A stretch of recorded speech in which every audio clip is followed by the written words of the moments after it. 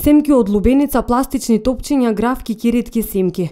Списокот на работи кои детето може да ги голтне или да ги стави во носот или устата е едноставно бесконечен.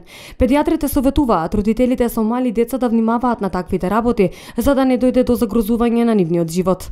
Педијатрите велат дека клиничката слика кога детето ќе голтне туѓо тело е многу драматична.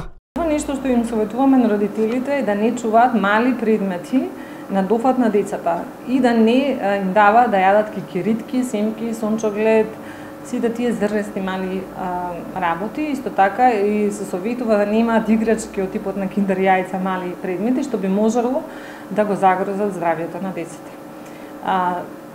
Клиничката слика на туѓо тело е многу драматична. Обично детето с полно здравје почнува да се гуши, да кашла, да помодрува.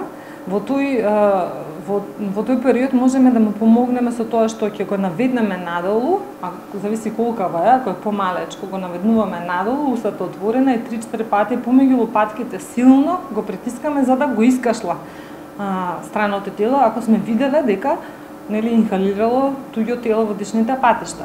Ако е поголемо детенцето, тогаш го применуваме хајниковиот захват, што е истиот како и за возрастните, се пријаѓа од позадина на детенцето со двете топаници под процесот ксифоидоз, значи негде под градната коска, 3-4 пати силно се притиска детето со тоа што би го предизвикало да го искашла, да го исплука. Педијатрите велат дека доколку родителите во таков случај не успеат да му помогнат на своето дете, да одат до најблиската болница.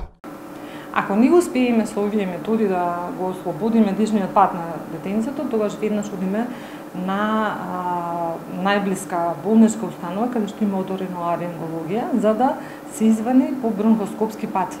Ако сме сигурни дека е страно тело. Чисто пати родителите не се сигурни дали е страно тело, никогаш знаат дечињата да се играат сами во домот, па да јадат кикиритки или да јадат некои ситни пуканки и такви некои храни, па во тек на трчањето да се засркнат, ама да немаат таква тешка клиничка слика, па се јавуваат кашлици, ослабено дишење од едната страна, пнеумони или бронхити кои што не се оборавуваат, и тогаш педијатрите се сомневаме кога имаме разлика во дишењето лево-десно на некоја страна од тело.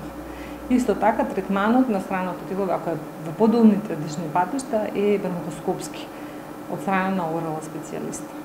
Доколку видите дека детето голтнало нешто што не се јаде, а јаде и пие нормално и не чувствува болка, предметот веројатно паднал во желудникот. Проблем е ако детето почне да лачи плунка, да не може да дише или голта, велат педијатрите. Тогаш е потребна итна интервенција за да можат да се ослободат дишните патишта.